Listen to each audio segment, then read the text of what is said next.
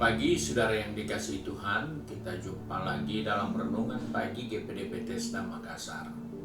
Pagi ini saya baca dari buku Roma pasal 15 ayat 13 yang berkata sebagai berikut.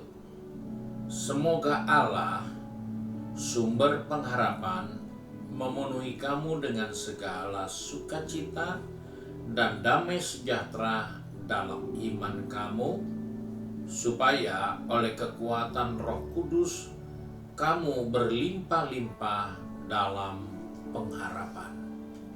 Puji Tuhan, Paulus ingatkan kepada orang-orang percaya supaya kita memiliki sesuatu yang luar biasa, yaitu kita hidup di dalam kelimpahan pengharapan. Di dalam kehidupan ini ada banyak yang kita bisa harapkan. Dunia menawarkan banyak hal yang kita bisa jadikan pengharapan.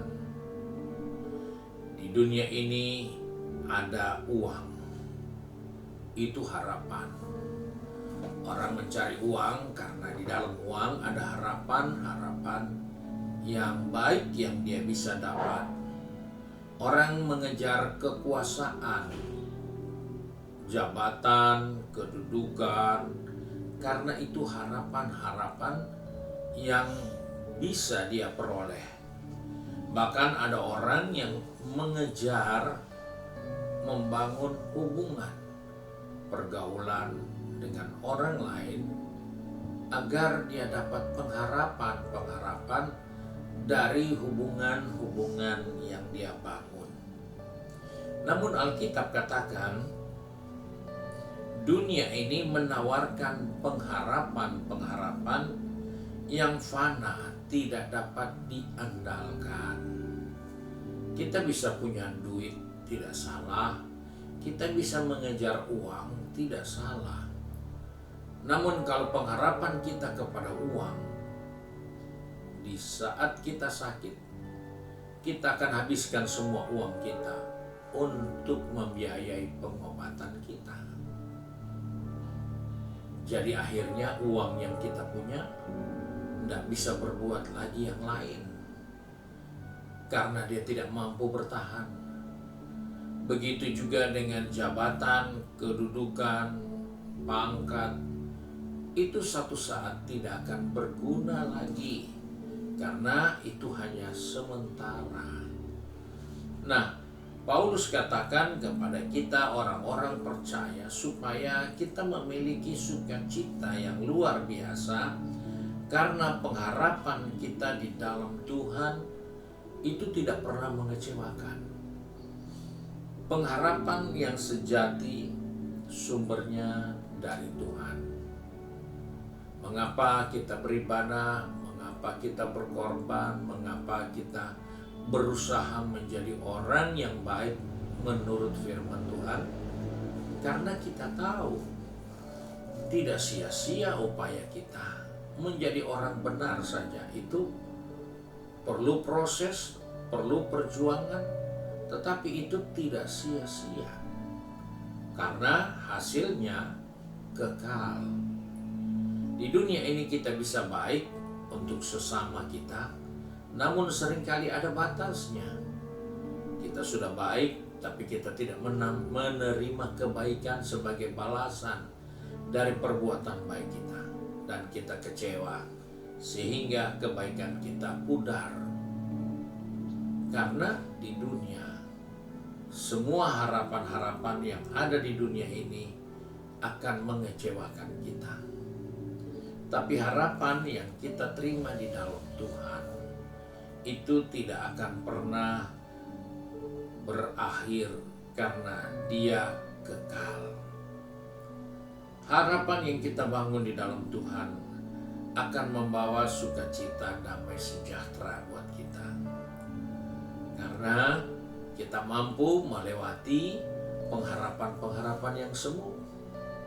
Kita mau kecewa karena sakit hati, kita bisa lewati. Kita tidak perlu sakit hati. Kita tidak perlu kecewa. Mungkin kita dirugikan, mungkin kita disakiti, kita tidak akan kecewa. Karena kita punya pengharapan di dalam Tuhan. Dia menghibur kita, memberi kekuatan kita, memberi damai sejahtera di dalam kita. Dan Alkitab katakan kita memiliki pengharapan yang dikerjakan melalui Roh Kudus. Dan Roh Kudus itu adalah pribadi Allah sendiri yang terus bekerja sampai Yesus datang kembali. Dan itulah harapan-harapan yang perlu kita bangun di dalam Yesus. Karena di dalam Dia harapan kita tidak akan pernah kecewa.